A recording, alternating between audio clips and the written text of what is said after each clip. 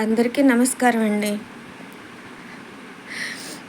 ముఖ్యంగా చంద్రబాబు గారికి, పవన్ కళ్యాణ్ గారికి, లోకేష్ గారికి, భరత్ గారికి, మీడియా సోదరులందరికీ నా చాలా చాలా థ్యాంక్స్ అండి. ఈరోజు నేను నా బిడ్డ ప్రాణాలతో ఉన్నామంటే చంద్రబాబు గారు, మీడియాగా కారణం. ఆంధ్రలో ఆడదానికి రక్షణ లేదక్క. ఈ రోజుకి ఫోన్ చేసి ఎలా ఉన్నావమ్మా అని అడిగే లక్ష్మక్కకి, కాచాయిని గారికి, శ్రీలత గారికి, రాత గారికి, అందరికీ, దివ్యాంగ సోదరులకి, అప్పారావు గారికి, అందరికీ, నాగేశ్వరరావు గారికి చాలా చాలా థ్యాంక్స్. మేము ఆంధ్ర వదిలేసి పారిపోయి వచ్చేసిన ఇప్పటికీ మాకు జరిగిన అన్యాయం గురించి బాధపడుతూ మీరు అందరూ ఎలా ఉన్నావమ్మా అని అడుగుతున్నారు. స్పందించాల్సిన గవర్నమెంట్ స్పందించలేదు. రక్షించాల్సిన పోలీసులు నా బిడ్డ పరిస్థితి ఇలా చేశారు. పోలీసులకు ఒక విధంగా థ్యాంక్స్ చెప్పాలి. ఎందుకంటే మొన్నటి వరకు పిల్లల్ని నడువు నొప్పితో, కాలు నొప్పితో గిల్ల గిల్ల గిల్ల కొట్టుకుని ఏడ్చేది. పోలీసులు కొట్టిన దెబ్బలకి, ఈడ్చేసిన దానికి, దెబ్బకి వెన్నుపోసి అంత స్పర్శపోయింది. ఒక దివ్యాంగురాలికి ఆంధ్రప్రదేశ్లో జరిగిన ఘనకార్యం ఇది. ఒక బిడ్డకి న్యాయం అడిగాను అనేసి నన్ను పిచ్చిదాన్ని చేశారు. వీళ్ళు పోలీసుల, జంతువుల నాకు అర్థం కాలే. నేను సీఎం అందరూ అన్నేశారు. అందరూ అన్నారు జగనన్నకి తెలియదు, జగనన్నకి తెలిస్తే నీకు అన్యాయం జరిగిన అన్యాయం ఇమ్మీడియట్లుగా నీకు న్యాయం జరిగిపోద్ది అంటే నేను ప్రాణాలకు తెగించి వెళ్ళానండి సీఎం ఆఫీస్కి. ఒక మధ్యతరగతి ఆడది సీఎం ఆఫీస్ దాకా వెళ్ళడం అంటే ఎంత కష్టం. ఎలాగైనా జగనన్నని కలిస్తే నా బిడ్డకి న్యాయం జరుగుద్ది అనేసి అందరూ అన్నారు అనేసి నేను ప్రాణాలకు తెగించి వెళ్ళాను. వెళ్ళినందుకు ఫలితం ఏముంది? పబ్లిసిటీ చేసుకున్నారు. నా ఇల్లు నాకు అమ్మించి పెట్టడానికి వీళ్ళు పబ్లిసిటీ చేసుకున్నారు.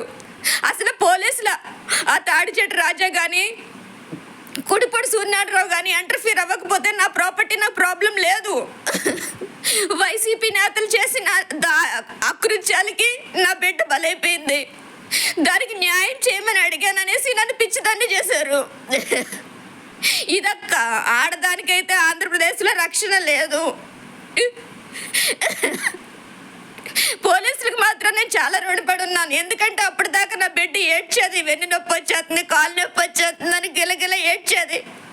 ఇప్పుడు దానికి మొత్తం స్పర్శ లేదు, పూర్తిగా చచ్చి పడిపోయింది. అది ఆడవట్లేదు. ఇప్పుడు బుర్ర కూడా తిమ్మిర్లు వచ్చేస్తున్నాయి వాళ్ళు ఈడ్చిన ఈడుపులకి. వెన్నుపూస ఆపరేషన్ జరిగిన బిడ్డను అలా ఏడ్చుకుని వెళ్తారా? వాళ్ళు మనుషుల, జంతువుల? నాకు ఇప్పటికీ అర్థం కాలేదు.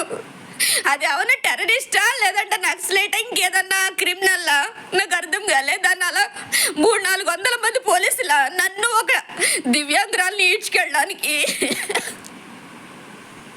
వాడికి సిగ్గనిపించి ఇట్లా ఎందుకా చదివారు వాళ్ళ ఐఏఎస్లు, ఐపీఎస్లు.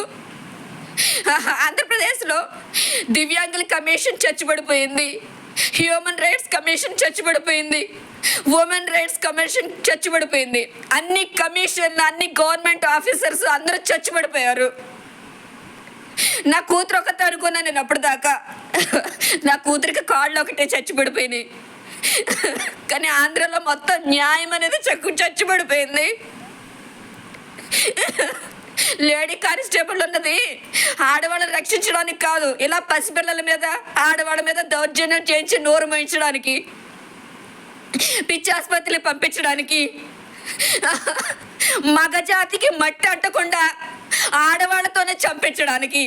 హ్యాట్స్ ఆఫ్ నిజంగా.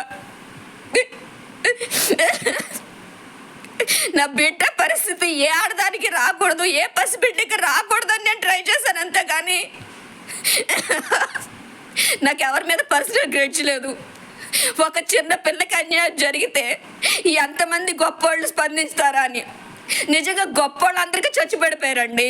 ఆంధ్రప్రదేశ్లో మానవత్వానికి చోటే లేదు.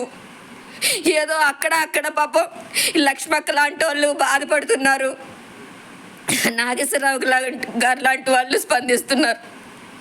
కానీ స్పందించాల్సిన గవర్నమెంట్ కానీ, పోలీసులు కానీ, దివ్యాంగుల కమిషనర్ కానీ, హ్యూమన్ రైట్స్ కమిషనర్ కానీ అసలు ఉమెన్ కమిషనర్ లేదంట. మరి నాకు అర్థం కాలే. సీఎం ఆఫీస్కి వెళ్ళినప్పుడు నా కేసు సుమోటో కేసు కింద ఫైల్ చేస్తామన్నారు. ఇప్పుడు దానికి ఏమీ ఇది లేదు. ఇంకా దీని ప్రాపర్టీ అలా కోర్టులోనే జరుగుతుంది. దీనికి ఇంత అన్యాయం చేసిన పోలీసులు మాత్రం ఓర కుక్కల్లా తిరుగుతున్నారు సమాజంలో. వాళ్ళకి కూతుర్లు ఉన్నారు. వాడికి చస్తే వాడి కూతురు పరిస్థితి కూడా నా కూతురులాగా ఉంటుంది. I promise, I swear about that. ఒక పసిబిడ్డకి న్యాయం చేయడానికి ఇంతమంది మగవాదవులు అందరూ చస్తున్నారు అక్కడ.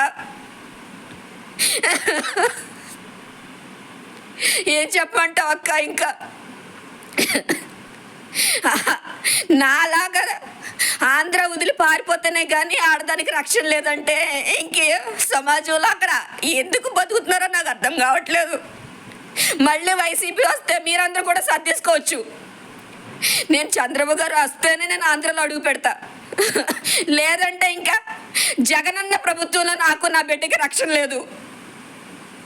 ఈ పోలీసులు ఉన్నారే, వాళ్ళు ఊర కుక్కల కంటే దరిద్రంగా బిహేవ్ చేశారు.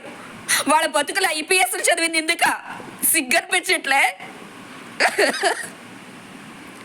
ఒక పసిబిడ్డకి న్యాయం చేయకపోగా ఊర కుక్కల 300 మంది దండెత్తి వస్తారు ఆ పసిబిడ్డని మెంటల్ హాస్పిటల్ పంపించడానికి. నా బిడ్డకి న్యూరాలజీ ప్రాబ్లం అండి.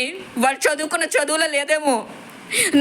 న్యూరాలజీ ప్రాబ్లం వేరు, మానసిక ప్రాబ్లం వేరు. అక్కడ మానసు అందరికి చచ్చిపడిపోయింది. వాళ్ళందరూ జాయిన్ అవ్వాలి, పోలీసులు అందరూ జాయిన్ అవ్వాలి మెంటల్ హాస్పిటల్లో. ఎందుకంటే వాళ్ళలో హ్యూమానిటీ